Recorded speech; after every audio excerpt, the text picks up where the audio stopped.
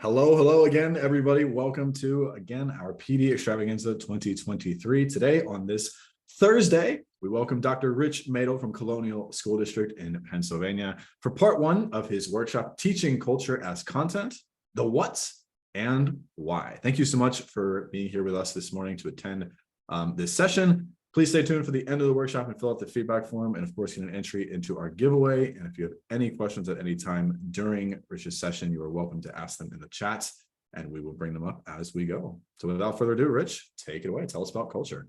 Beautiful. Thank you, Grant. Appreciate the opportunity to be here with you all. As always, I was here last year around this time. Very good to be back. So just really quickly, I want to give a little bit of information about who I am, maybe a little bit of justification as to why I'm here. So we're here to talk about teaching culture as content. This is a two-part series, and so we're going to be focusing today on really just some kind of critical concepts and some critical justifications. And then tomorrow we're gonna get into more tangible kind of rubber meeting the road type stuff and what we can do in our classrooms. A little bit about who I am. I'm a Spanish teacher outside of Philadelphia, Pennsylvania by trade. Another hat that I wear is I am a chairperson for my district's Department of World Languages.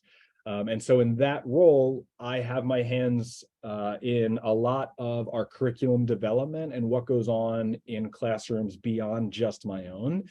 And we put a lot of stock in our program. We put a lot of stock of teaching culture as content. And so a lot of what I'm going to be talking about today in concepts and in broad theory, this is what we do. And this is something that has been a part of my practice and my program's practice for years now.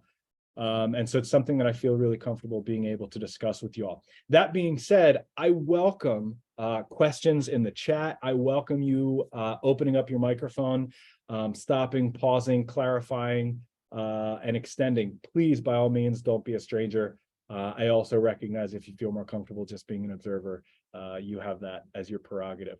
I'm also a doctor of education, and my research focus has always been on the intersection of language acquisition, but also classroom practices for world language teachers.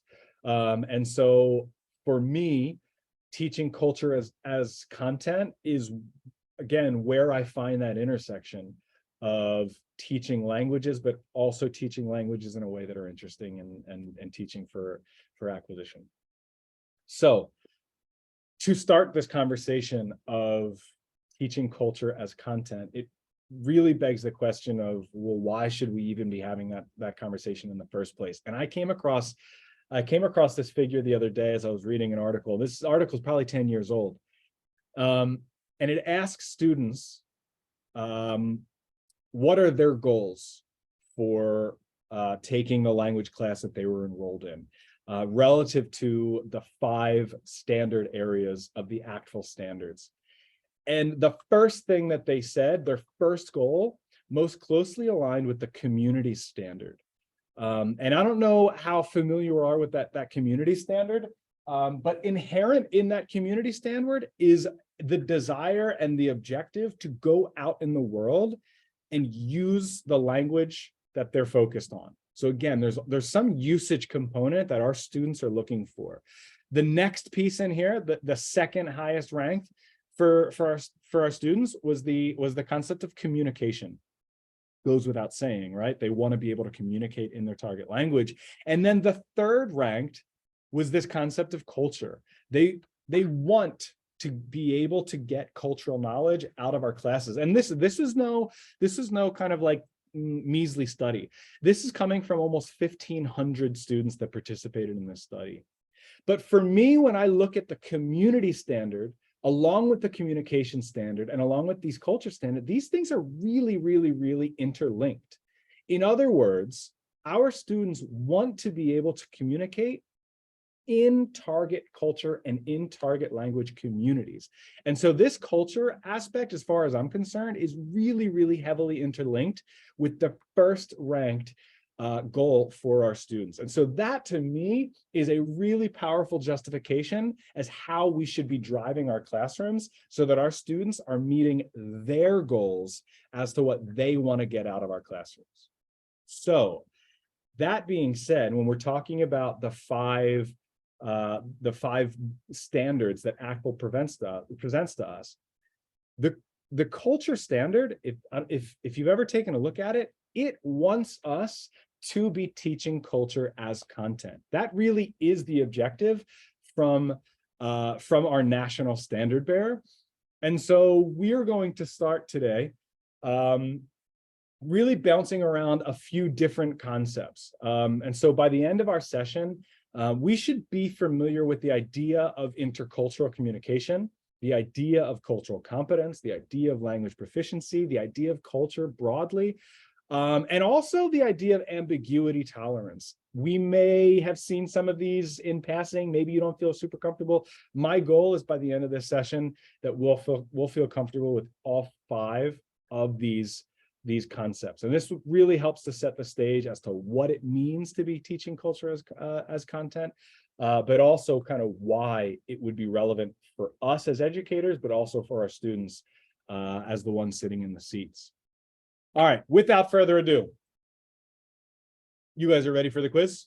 You guys all studied for the quiz?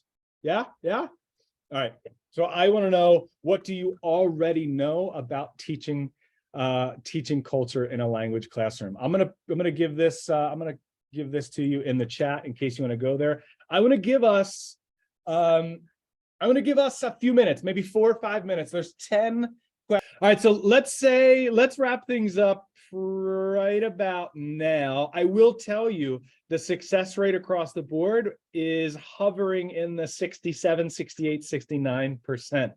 Again, for a session like this is perfect because this tells me we got some room for growth here together as a group. And so that's a beautiful thing. That's pretty validating. All right, so let's move on. Let's move on together. And so when we talk about teaching culture as content, there is a concept in the field that is highly, highly relevant, because one of the byproducts of teaching culture as content in a language classroom is this idea of intercultural communication. Now, I get the impression that some of us may have seen this, we may have heard this before, we may have seen this in some context. I'm going to invite you, if you want to try to define that on your own in the chat, by all means. Again, we'll give ourselves about 60 seconds just to kind of see where we're at. What does intercultural communication mean to you? Have you heard it before? Can you define it?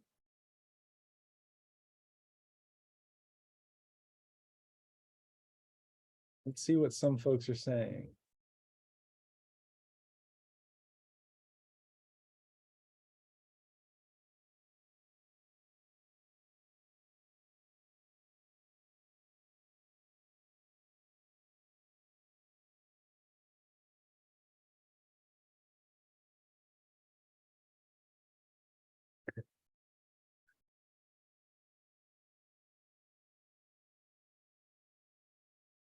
Cultural awareness when engaging with those of the target culture, communication between people of different cultures.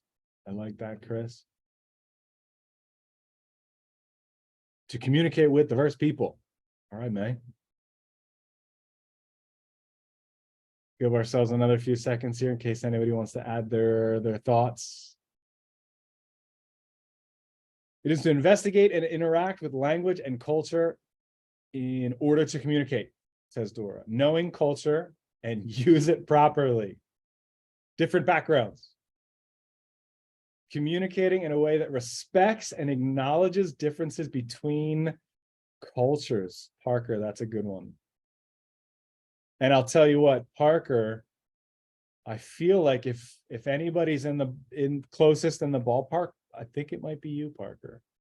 Here's the definition that is provided to us. What is intercultural communication? Intercultural communication is a complex activity. It combines cross-cultural knowledge and language skills. It involves initiating, understanding, and responding to what is communicated using culturally appropriate language and behavior in a given context. All right, that's a lot. That's a lot.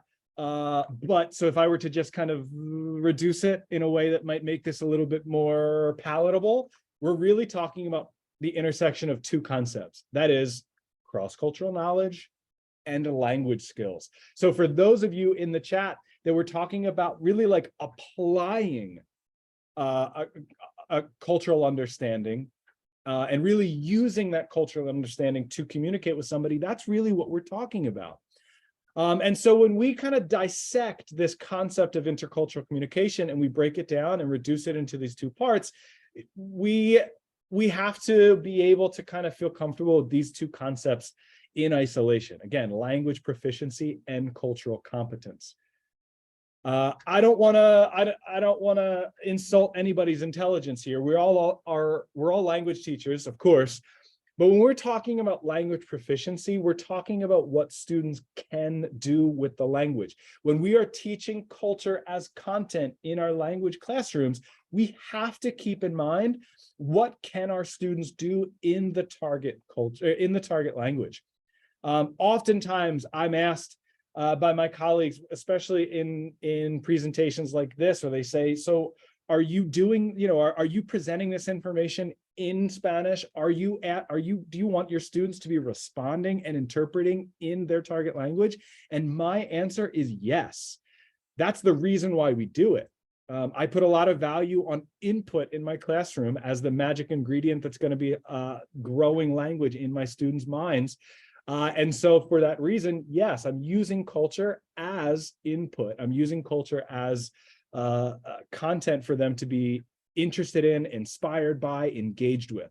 And so to reduce these important concepts into really manageable bite-sized pieces, we talk about language proficiency. We talk about novices almost as parrots. In other words, they're like regurgitating the language that they feel most comfortable with, really at the word or connected word level. Intermediates, these are more survivors. These are the ones that are beginning to speak maybe at the more sentence level. In a sense of irony, intermediates may be less accurate than novices because these are the ones that are beginning to start taking risks. And their language is a little bit more personalized as a result of that.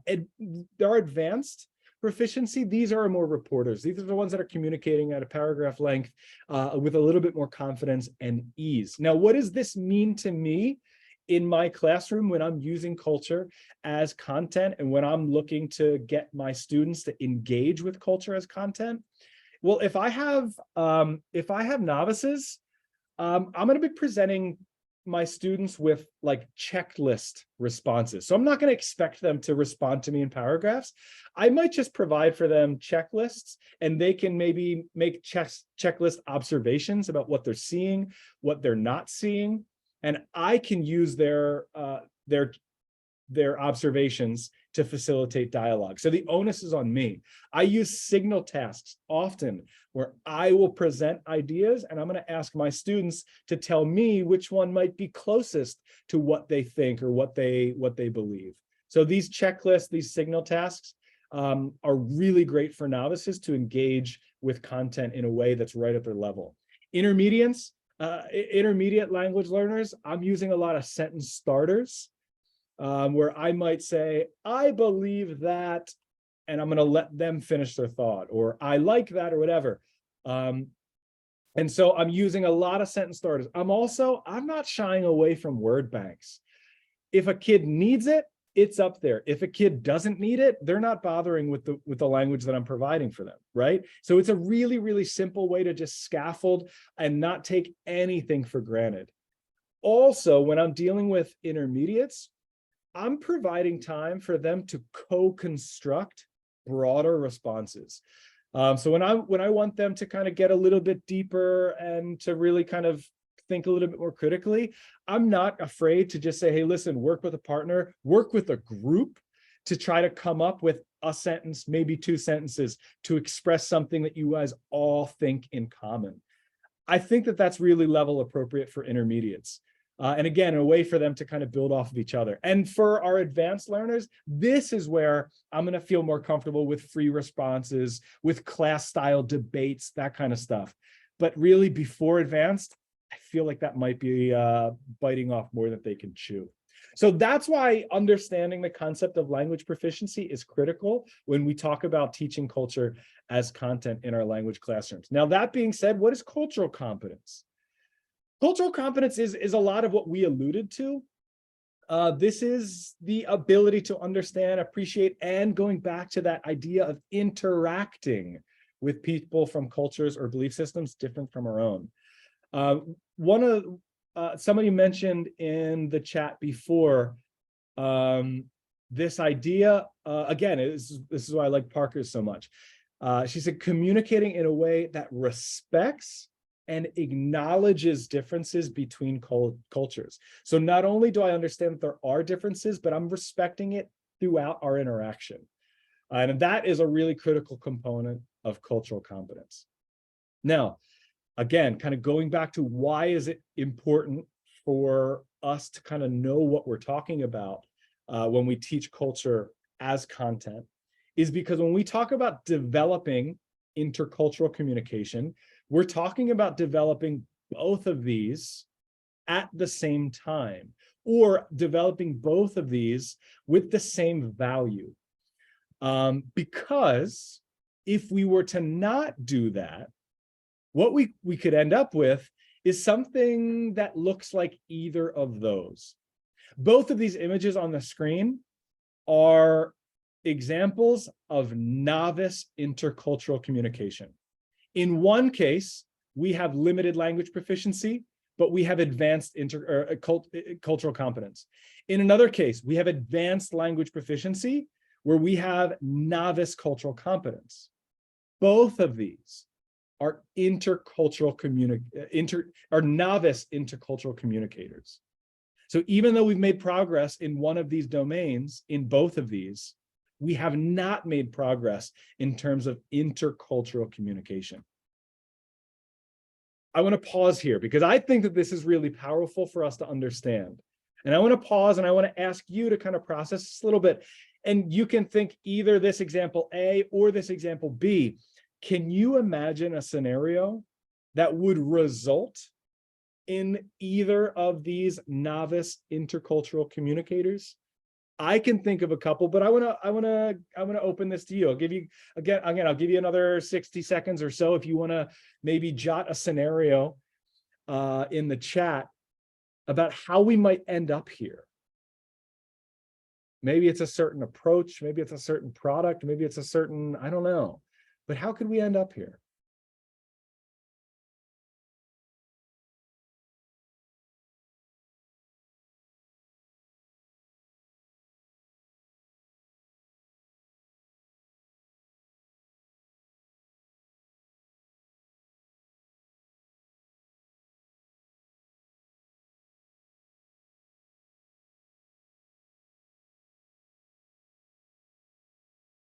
Parker, love it. In terms of situation A, she says spending more time in English, exploring culture, and less time in the target culture. Again, kind of going back in the target language, going back to how important it is really to be doing this in a way that allows us to be using the target language in the classroom. Love it.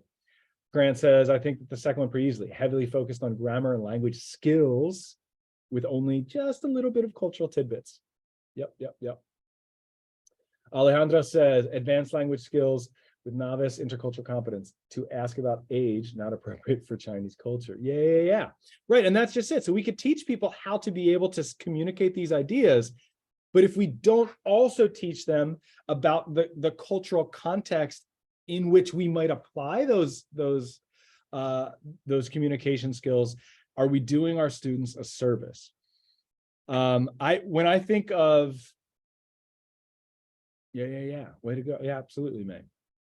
When I think of situation A, a limited language proficiency and a pretty broad cultural competence, I think of all of the expats that I ran into when I was living in Costa Rica.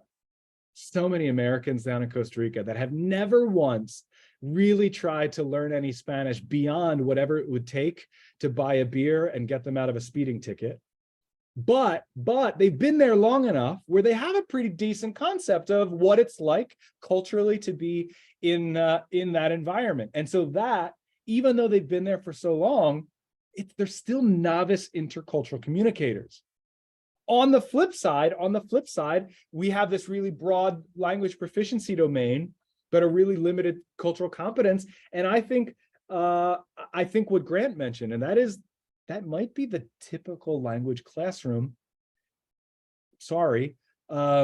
That I think that you might find, and that it's a language classroom that's focused heavily on really developing our students communicatively, right? They might be absolute great communicators, but if we get them outside of our classroom and get them communicating with the target culture, with target language speakers, and they really don't know where they're coming from, that's still novice intercultural communication, and it's still problematic.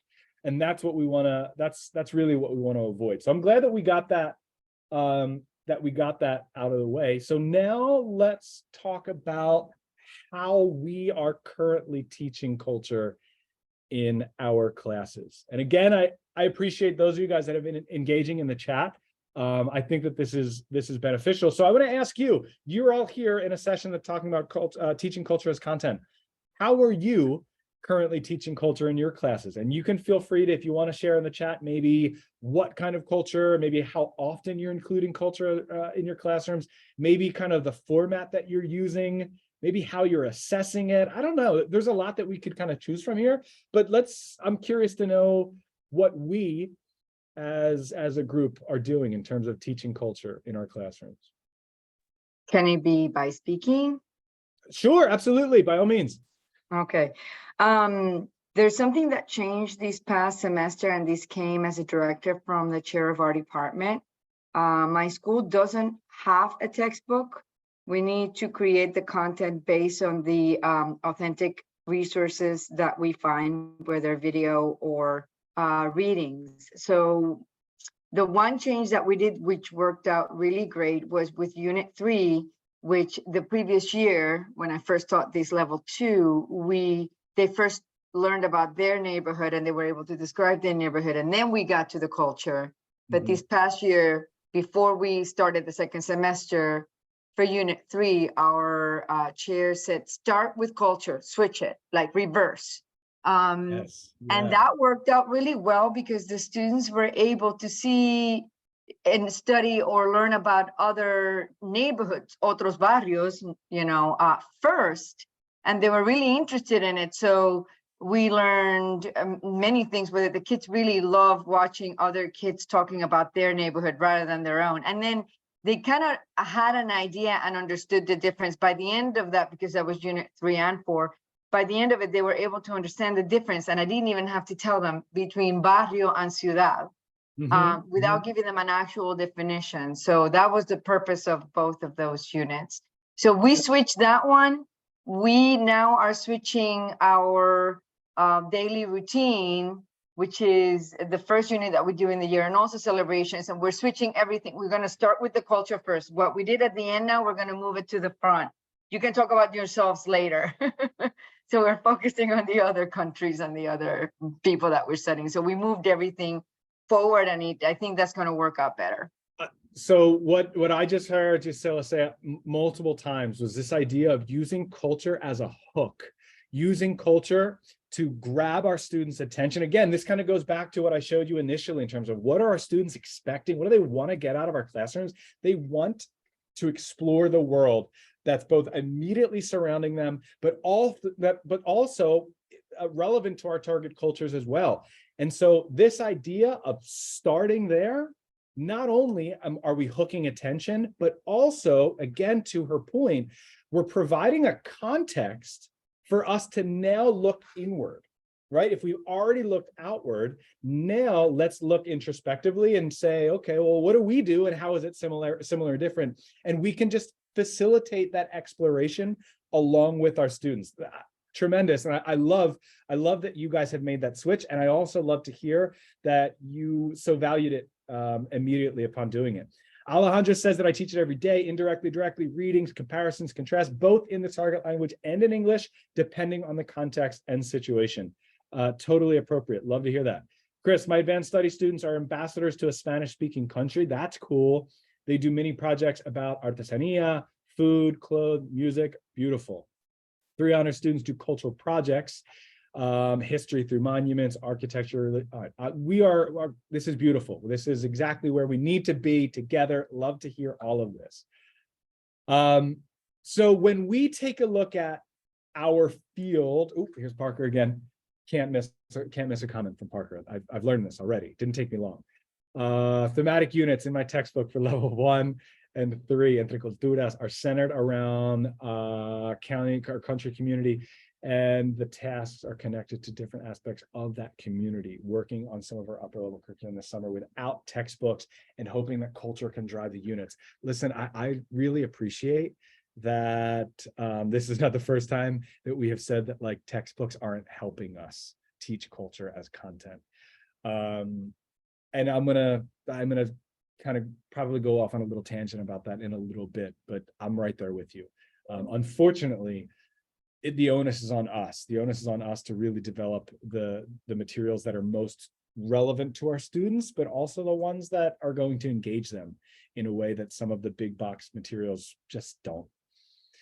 So again, when we talk about what's going on in our classrooms currently relative to teaching culture, the cultural perspectives are just simply not, they're not given the credit that they deserve. So they're often overlooked.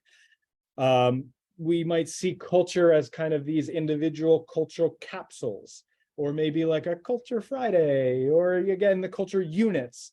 But regardless, whether it's the culture capsules or the culture units, in doing that, we're presenting culture as something that's separate, apart.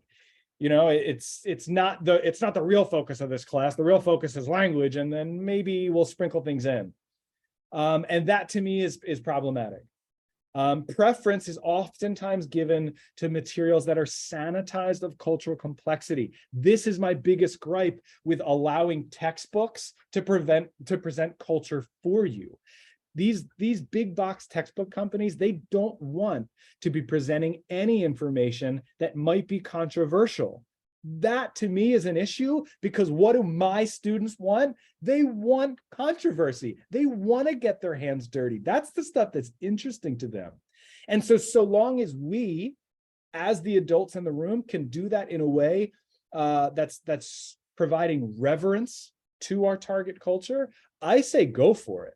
I say absolutely explore the stuff that might be sticky, that might be messy, because that's the stuff that's interesting, and it's the stuff that's really going to be confronting and transforming our students' worldview more than anything else. So that being said, things are shifting. Things are shifting, and what I've heard in this group. Grant says looking at Chinese textbooks that have no mention of Taiwan. Perfect example of, again, these really big box companies just saying, let's not even go there. But like I said, moving forward, I think that we're making progress. And again, I think that those of us in this session here that have shared their thoughts, I think this is a perfect example of us moving forward.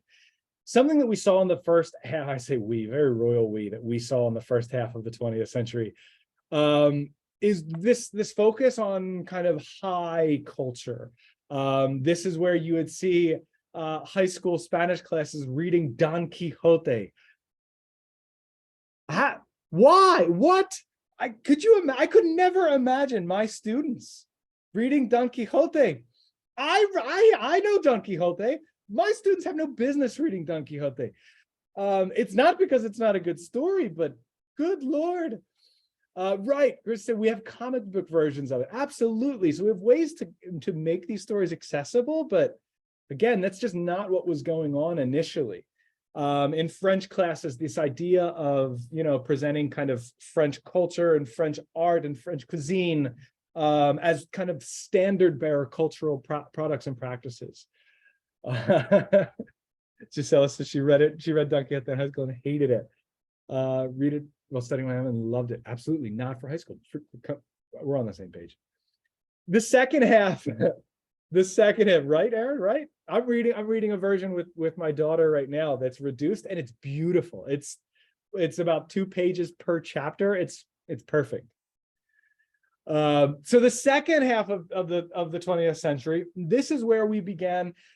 We began focusing on developing abilities to communicate with native speakers, and so then we kind of got this native speakerism in our heads, where that was our goal for us as learners. We wanted to get to a native speaker ability, but at the very least, it was so that we could go communicate. The world was beginning to become more global. The world is beginning to get more interconnected, and so at least the essence of applicability, the essence of interaction, began in that second half of the 20th century. But today, and this is kind of the sense that I'm getting for us here, there is a demand from us that we want to introduce to our students other ways of living, other ways of seeing the world, because we want to challenge their assumption of normal. And again, this goes back to my gripe with the textbooks, is that you're just not going to get that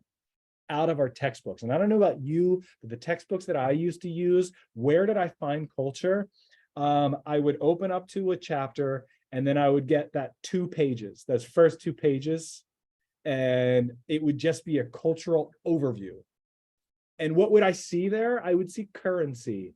I would see important holidays. I would see maybe some dishes. And like that was it. As if that was enough for me to really understand people from that place or from that community. Cultural window, absolutely. Grant, I love it. Right. That's how they eat lunch. Just super, super problematic. And again, just challenging that assumption of normal, I believe, is one of our duties as language teachers. I think that we are the most well-equipped to be the ones that's expanding their worldview.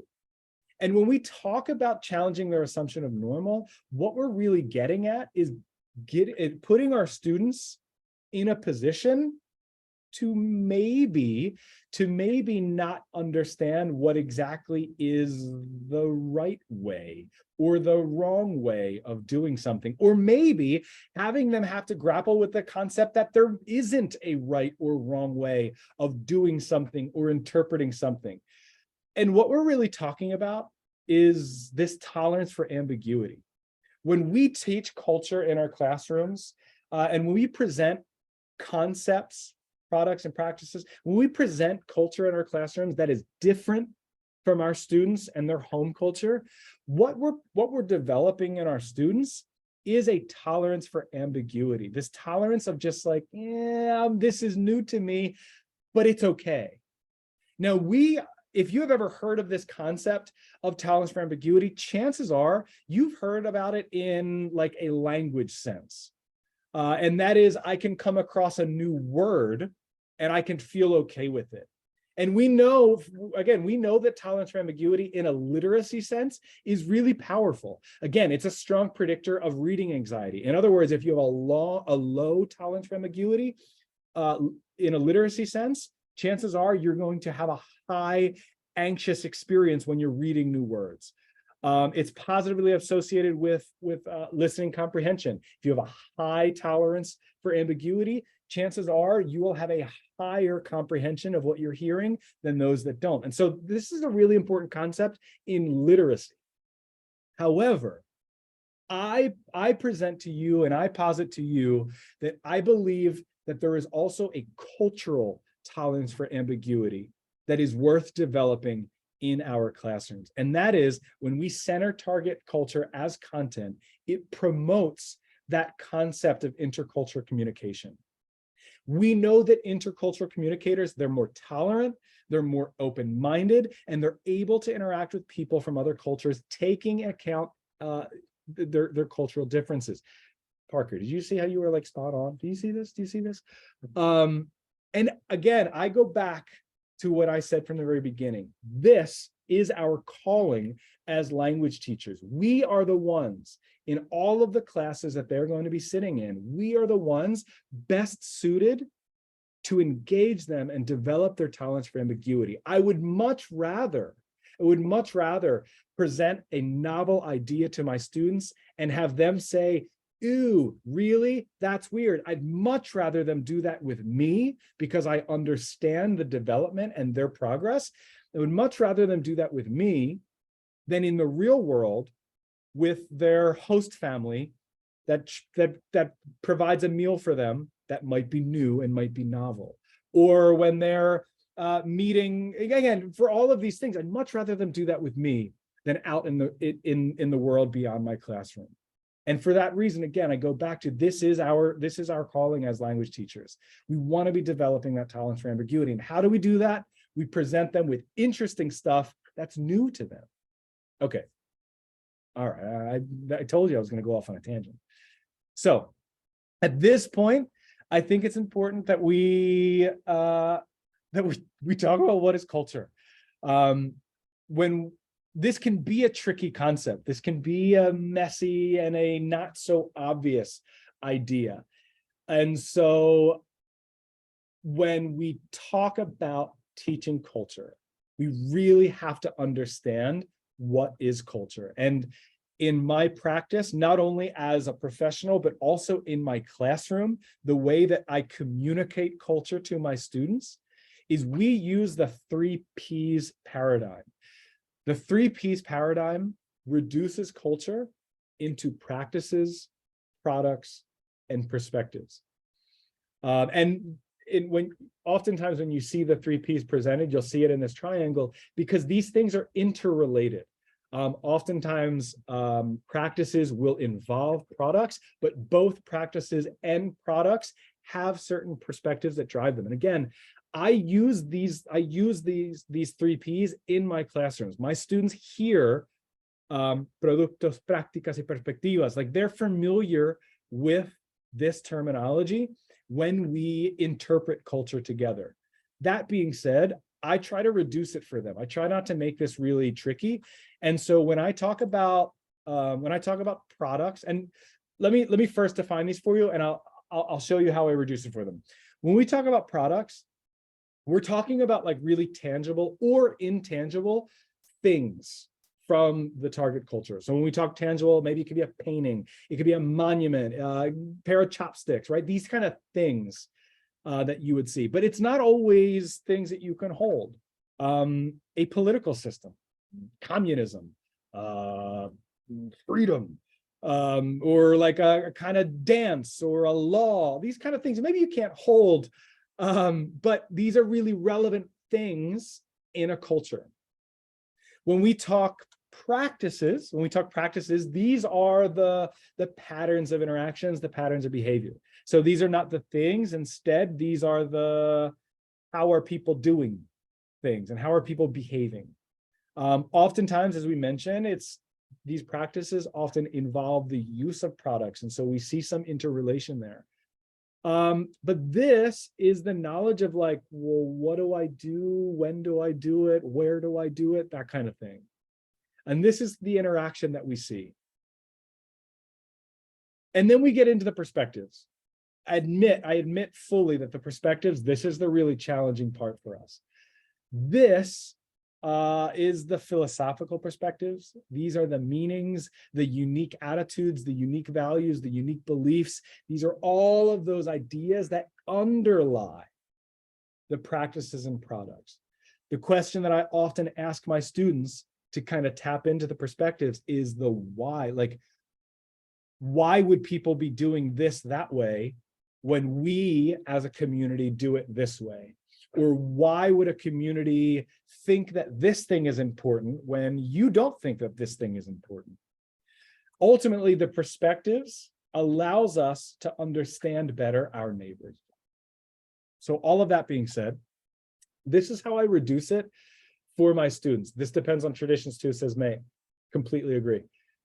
When I reduce this for my students, products, it answers the questions what, right? What are we seeing? What are we looking at? What's in that article that we just read? These are nouns. We identify products with nouns. Practices, these are how are people interacting. We identify practices with verbs. This is what people do, right? Washing hands before, as a tradition before eating with hands. That's a practice, no doubt. Washing hands, it's a verb. So no doubt. And then the perspectives. This is the why. This is the why is that product relevant? Why are people behaving in the way that they're behaving? And so in order to help my students tap into the perspectives, I ask them to think of what might be the belief that we could interpret, what values, what opinions are we interpreting there, what traditions might have been going on for a really long time that would lead to this thing being relevant or this practice still existing. What are some of the historical events that might have precipitated this practice or this thing? I think it's really important to allow our students opportunities to think about, like, what are the economic impacts of why somebody might do something one way or somebody else might do something another way. Also, I think that it's important for our students to tap into kind of the geographical implications. One of the easiest ways when we talk about food, how important it is, like where people live and what their access to certain foods are geographically and how that impacts kind of what they're eating and how they're eating, all that kind of stuff. And so I ask my students to keep those these ideas in mind when we're tapping into the why.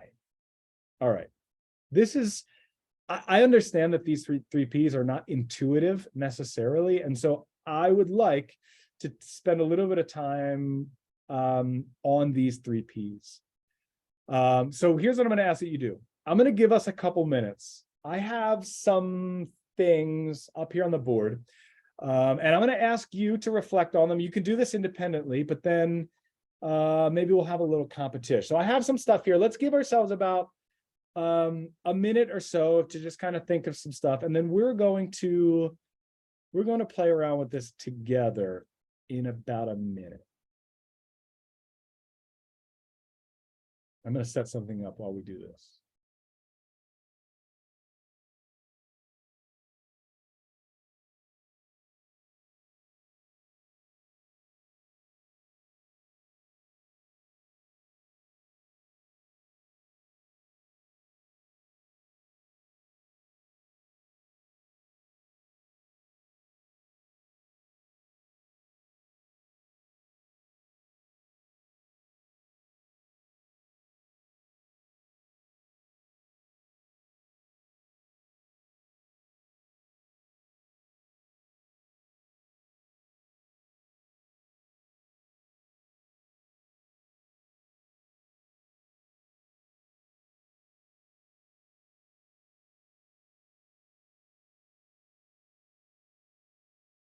All right, we're going to have a little competition.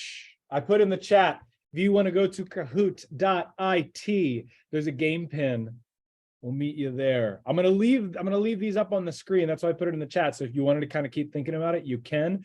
Let's give ourselves, what do you say, 2 minutes for those of you guys that want to participate in our competition. I think Grant said that he was going to send money to whoever the winner is. I believe that's what he said. He said, whoa. He said Amazon gift cards. Is that right? No, sorry. Oh, sorry. I thought that's what I heard him say. I apologize. It's a good hook. I think the CEO right next to me is interested. I don't know. Maybe I can convince him. All right, let's give ourselves another minute to join. We already have a few people up here joining.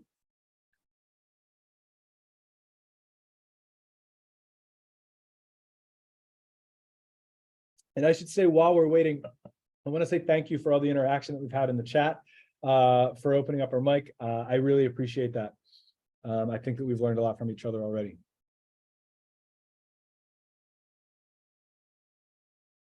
Oh, wow. A lot of people joining. All right, I'm going to block off our screen.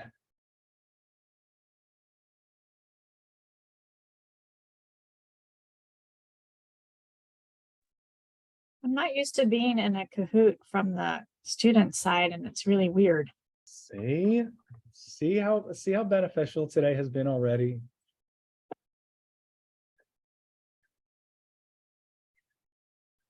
All right, calling all stragglers. Let's give ourselves another another 15 seconds or so. The game pin is still in the chat, so if I move on, it's really a function of time. But you can still join with the game pin. But you know, who knows? Maybe you won't be in the running for the Amazon gift cards that Grant said he was going to send out. Oh, wait a second. Sorry, he said not.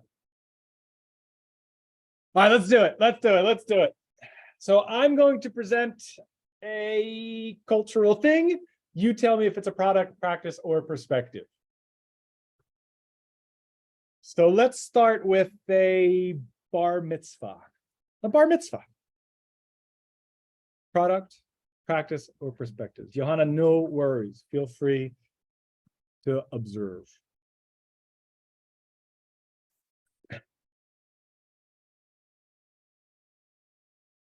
Let me get some music here.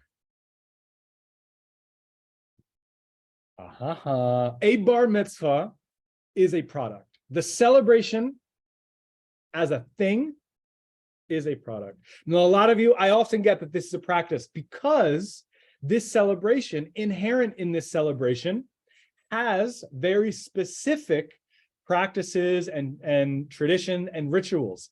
Those what you do in order to celebrate the bar mitzvah, those are practices. The celebration itself as a concept, that's a product.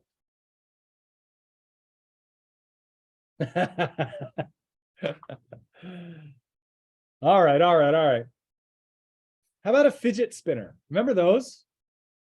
Is that a product? Is that a practice? Or is that a perspective?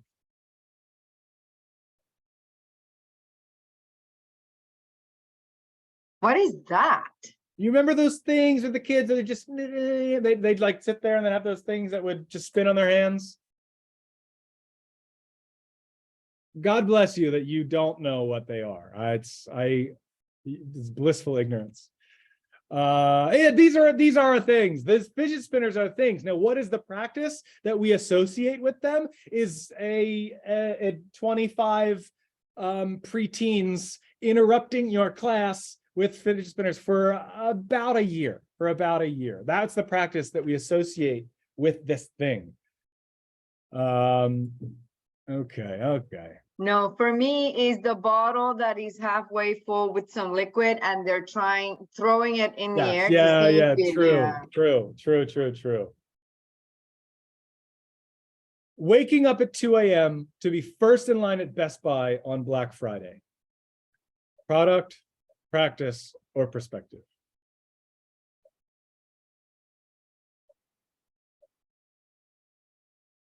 Waking up at 2 a.m. to be first in line at Best Buy on Black Friday. This is without a doubt a practice. And we can, I think, very easily deduce certain perspectives, right? Certain values, maybe some consumerist values that are important in order to participate in a practice like this.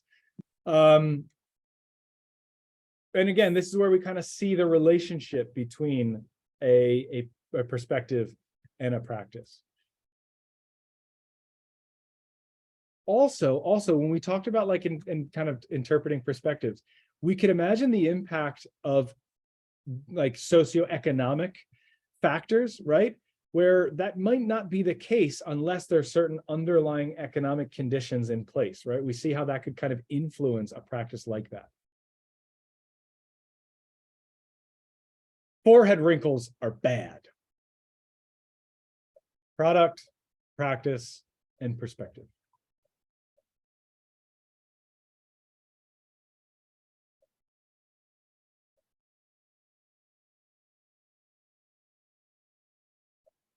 Yes, this is definitely a perspective. And we could imagine there is an entire industry of products that are associated with this perspective. There are entire nightly routines, those practices that we would associate with this perspective, right? And oftentimes in accordance with those products.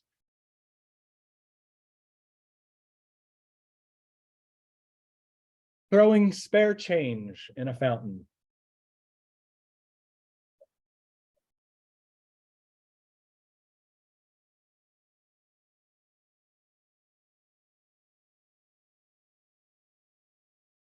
This is a practice, no doubt. This is a practice. And there are perspectives that we associate with it that would drive someone to throw spare change in a fountain, right? There are certain beliefs. This is going to give me good luck, right? That's a belief that we would associate with this practice. I mean, generally.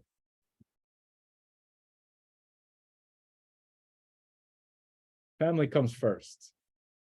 Family comes first. Product, practice, or perspective.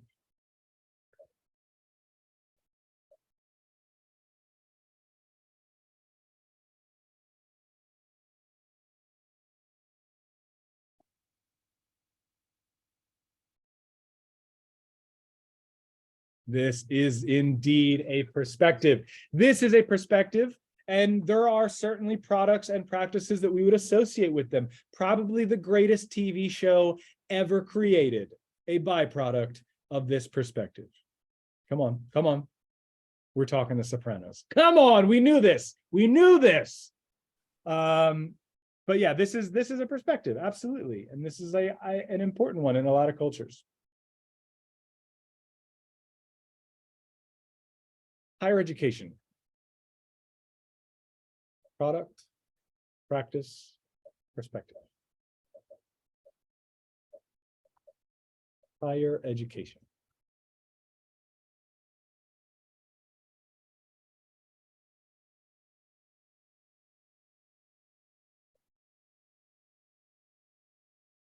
Yeah, we are making progress here. I'm proud of you. Higher education. This is an example of one of those like intangible products, right? You can't really hold higher education. However, there are associated products, right? We could think of university campuses and all of those things. And of course, there's so many practices that we would associate with this intangible product that are definitely cultural, right?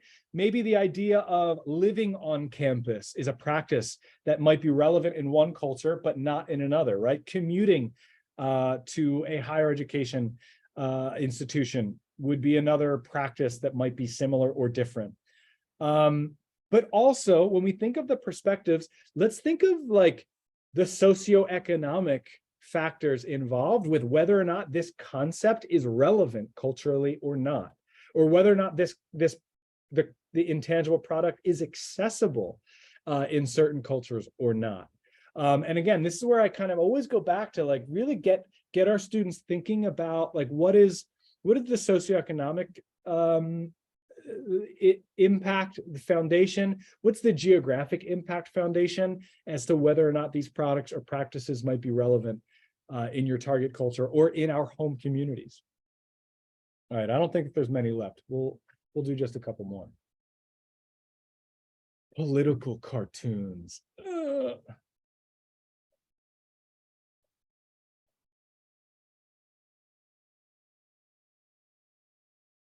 Good question, Grant. I'm going to save that if you don't mind.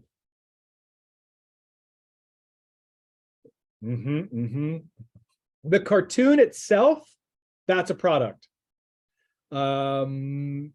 Reading the cartoon in an old-fashioned newspaper, right? It's kind of reading the funnies with your breakfast. That's a practice. Definitely. There are really, really strong cultural perspectives in the product itself. And so again, we kind of see how all of these P's are interwoven and interlinked for sure. Oh, we did this one. Commuting to classes at a university. Let's skip it. Sorry. We're running out of time. Not making physical contact with strangers. Product, practice, or a perspective.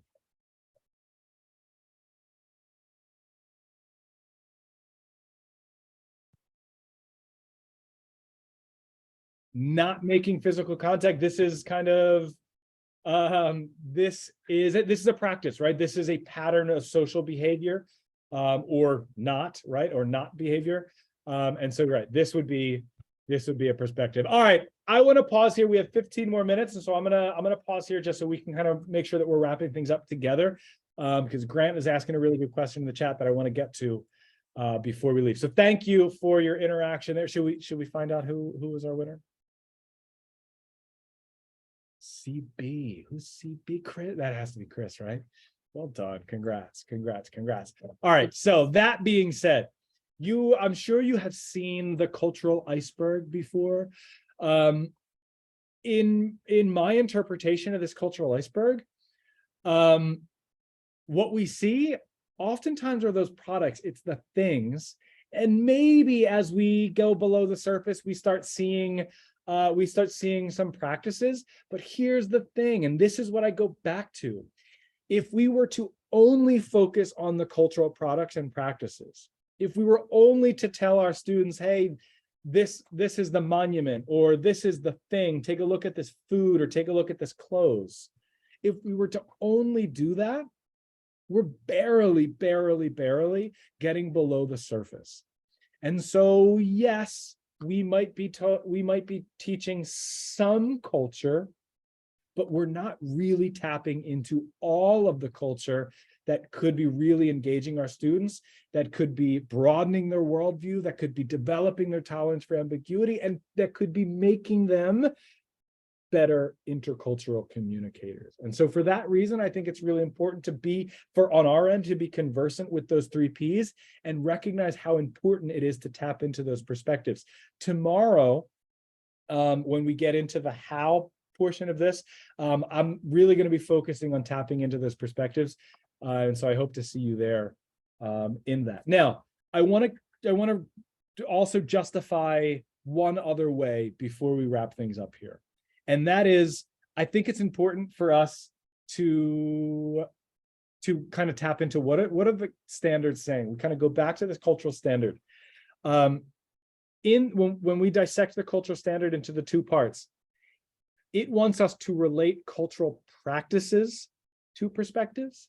It wants us to relate cultural products to perspectives. In other words, if we are not tapping into perspectives, we are not applying any of the culture standards. If we're only presenting cultural products, we're only presenting cultural practices, and we are just describing the product, and we are just describing the practice, we are not actually tapping into the culture standard. And I think that's important for us. We really want our students to be making those connections. And I should say, in my program, one of the ways that we allow our students to interpret cultural nuances is when we have our students read authentic resources and we assess their interpretation. And we ask them, because it's an authentic resource, we ask our students to try to understand the products and the practices that they're seeing, and to try to start generating cultural hypotheses regarding perspectives. And so we ask them and we assess their ability to be able to tap into those perspectives. I want to give you an example of a student response from a program of mine. And this is, they were reading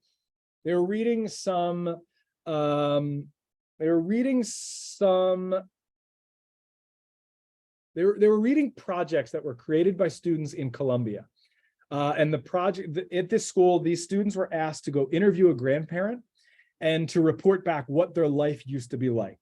And so I compiled a couple of those, and that's what my students read, were these student reports, these paragraph length student reports of, my grandparent was from this and they did whatever.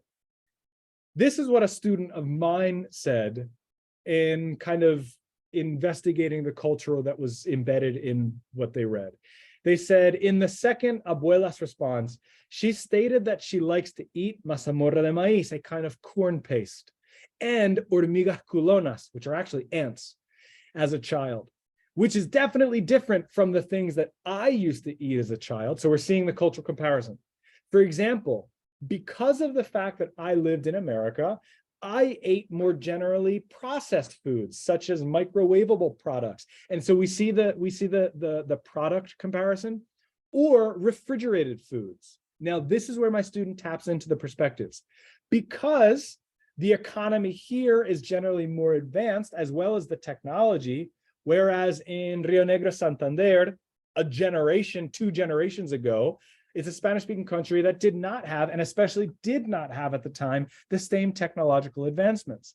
So the food there was typically more natural, more handmade, which is different than the processed foods that I eat in my childhood. And so this, and there are certain inaccuracies in here, and that's totally fine. But what we're seeing here is a student that's able to kind of see different things, see different ways of life, and not necessarily judge them in terms of like providing value judgments, but rather interpret them with a critical lens. We see the influence of the student thinking about economic factors, geographic factors, access to technology, all of that in play in just understanding why something might be similar or different. And that is why we teach culture as content in our classrooms, because that is someone that I would want as a neighbor, honestly. Like, that makes our community better when we have that lens, that critical lens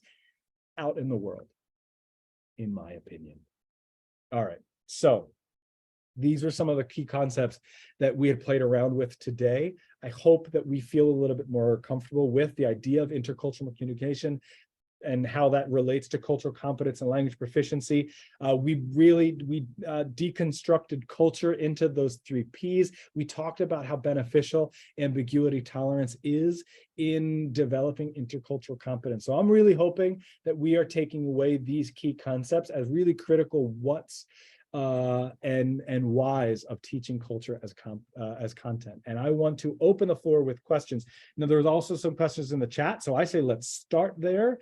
But certainly we can return to any more. So Grant, you asked, do you specifically mention the differences of the 3 Ps with your students as you introduce them in certain topics, or do you have them figured out? So as I mentioned, my students are familiar with the 3 Ps so we're familiar with the terms products, practice, and perspectives. Oftentimes what I will do is I will lead my students by asking questions that will have them identify products or describe products and then compare products. So I will oftentimes lead them into questions that will get them focusing on a product or a practice. I will then oftentimes hold their hand toward the perspectives part. So I never want to leave the conversation without saying, okay, but wait. So we've compared, we've contrasted, but as we know, that's not good enough. So let's talk about why these similarities exist, why these differences exist. So I don't want to leave the conversation before tapping into the perspectives. And again, I do that explicitly with my students. I think it makes them better kind of cultural investigators, so to speak. Parker had a question. Maybe this is more of a question for tomorrow, but in the intermediate advanced levels, when students are interacting with products on a daily basis, thinking of our introduction to literature, right? How much of the perspectives are we leaving for students to discover on their own versus how much are the teachers explicitly pointing them out? Oh, great question. Certainly for the more intermediate and the advanced, I would be providing resources that I know would either directly give them information about culture perspectives or make a really, really easy jumping off point to start generating hypotheses about what we think could be the case, pulling in maybe what we already know. Again, you're talking about intermediate and advanced students, so I can leverage maybe what they've learned before. I can leverage what they already know from their other classes about broader global concepts. So to answer that question, it's a little bit of both. Another question, at what level to begin to ask students to reflect in the target language on assessments? For us, in my program, we have our students respond on interpretive assessments in English, really through the intermediate range. It isn't until they are confidently intermediate mid, but some students are dabbling in intermediate high, that we begin to open up and at least give them the option to respond in the target language. But ultimately, for me and for our program, if I'm evaluating their interpretation, I don't want their ability to communicate to muddy the waters. And so for that reason, I ask them to do it and respond in English. How do you assess an answer just like you showed? So I would assess it. I actually showed, this is the rubric. So this would be, they are exceeding expectations. This would be them meeting expectations strongly. This would be them approaching expectations. And this would be them not meeting expectations. In essence, for them to exceed expectations, they are identifying the perspective accurately. So they're tapping into perspectives for sure. And they're providing a thoughtful connection to the product or perspectives. They might bring in background information. This is a really developed response. So this really, the one that I showed you, this is definitely someone that's going above and beyond. Someone that would just be meeting my expectations is you are identifying a perspective, you are proposing a perspective, and you're connecting it to a product or practice. There it is. Someone who might be approaching there is probably, their perspective might be weak or the connection is minimal. I hope that answers your question. Examples of ambiguity. So there's not really an example of ambiguity per se. This is really just that intrinsic sense of just being okay with not knowing something. And so when I talk about cultural ambiguity, it's the idea that I can present a cultural product that might be so wildly different, and a student with a high tolerance for ambiguity is going to kind of bite their tongue, and I don't need to say, oh, that's so weird. That comment is demonstrating a low tolerance for ambiguity, right? That's just like they have no ability to kind of grasp a worldview beyond their own, for them to be able to think, oh, well, maybe somebody might eat something different than me, or maybe somebody might act differently to me in this circumstance. And so those students with a high tolerance for cultural ambiguity are the ones that are just, these are our cultural relativists more than anything else. These are the ones that are just saying, huh, I guess it's different. That's interesting.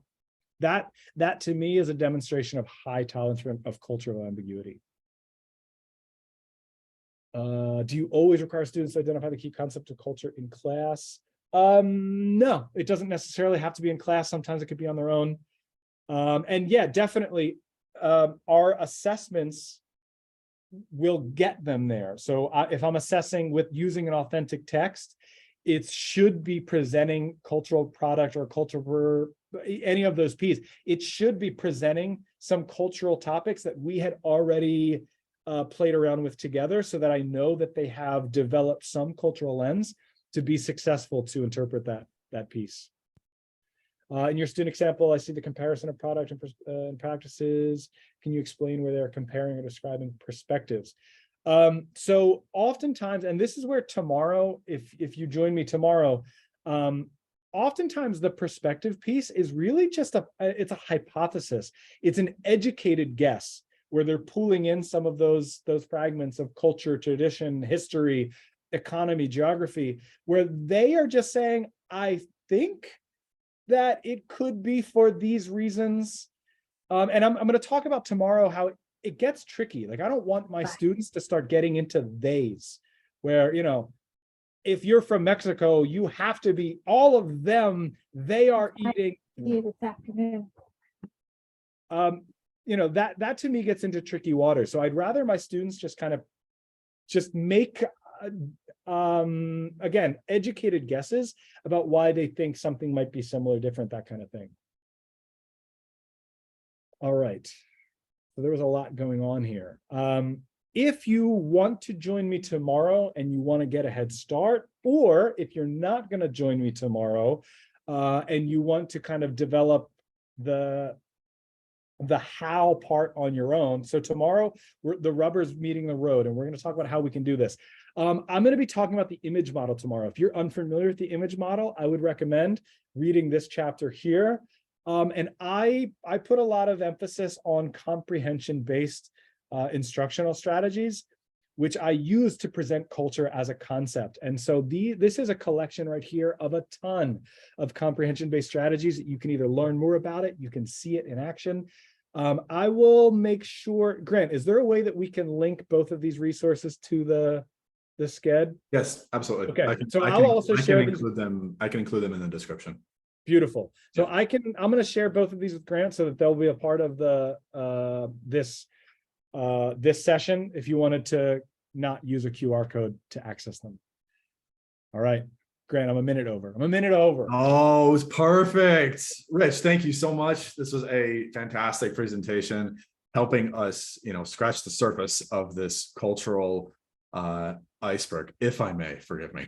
But yeah, wonderful presentation. Please send Rich your appreciation, whether in the comments, send those fire emojis, whatever you got. And also please fill out the feedback form. It's in the chat. Give us some feedback, let Rich know how he did. And of course, stay tuned for part 2 tomorrow.